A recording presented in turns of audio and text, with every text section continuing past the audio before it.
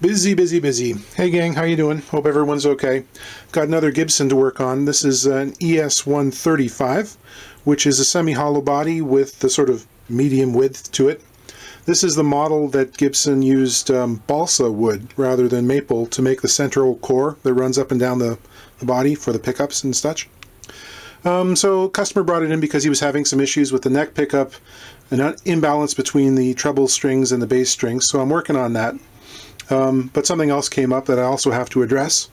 It's a pretty cool guitar. I saw it and I thought, hey, this has got to be like an original, what, 56, 57.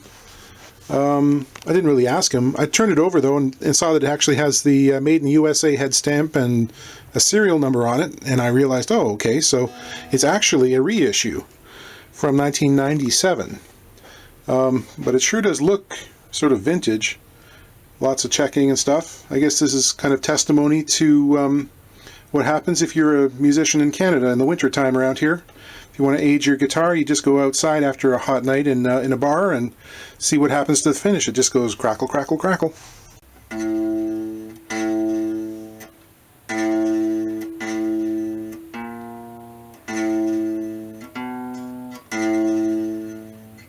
So that's the sound of a nut slot that's too low. If you play a string that's open, so you're not fretting it and you get a buzz, and the action is reasonable. And then it goes away when you play up the neck. That means you've got a nut slot that is worn too low. So I gotta fix that and address that somehow.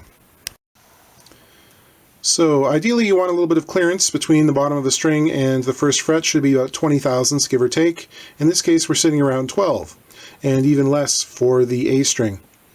So I have to raise these slots a little. I can either cut a new nut, I could shim it, or what I'm going to do is actually make up a little powder of bone dust and thin cyanoacrylate glue and rebuild the slots, because it's a perfectly good nut.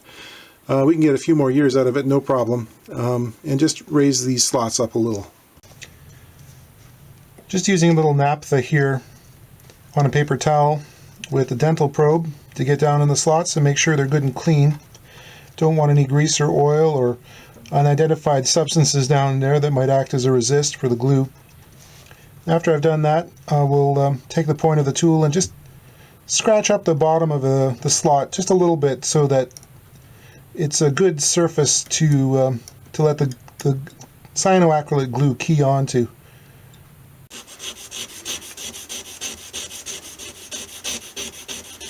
This is a little 400 grit sandpaper, and I save offcuts of nuts and saddles for this kind of thing.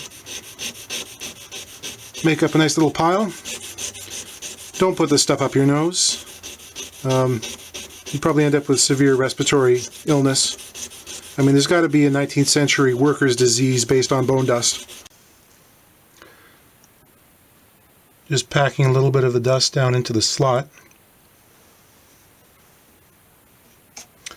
And you can kind of shape it a little bit, mold it to where you want it to be.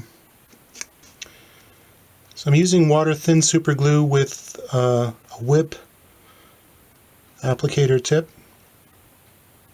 Helps me position it right where I want it, otherwise it'll run all over. And something about the chemistry of the bone makes this stuff kick off really quickly. It doesn't actually need an accelerator. So I'll let this sit for about a minute or so, and I'll come back and I'll put some more dust in there and do another application and build it up to the height I want it. I don't know if you can see that, but there's now a little bit of space. It's actually a little bit too big, which is what I want, because I'm going to go back and re-chase those slots with my nut slotting files.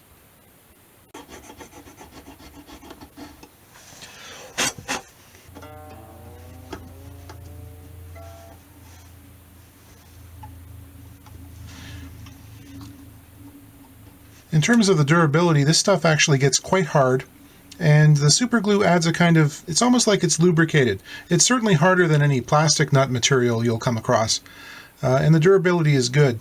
It's nice for, you know, if you've got a really old nut that looks nice, it's well aged, everything's fine, and you want to just sort of restore it. The longevity seems to be fine. I've seen nuts like this that I've done 6 or 7 years ago that are still holding on just fine. So That's a whole lot better. No more string buzz. Anyway, that's it for the moment. Thanks for watching, and we'll see you again soon.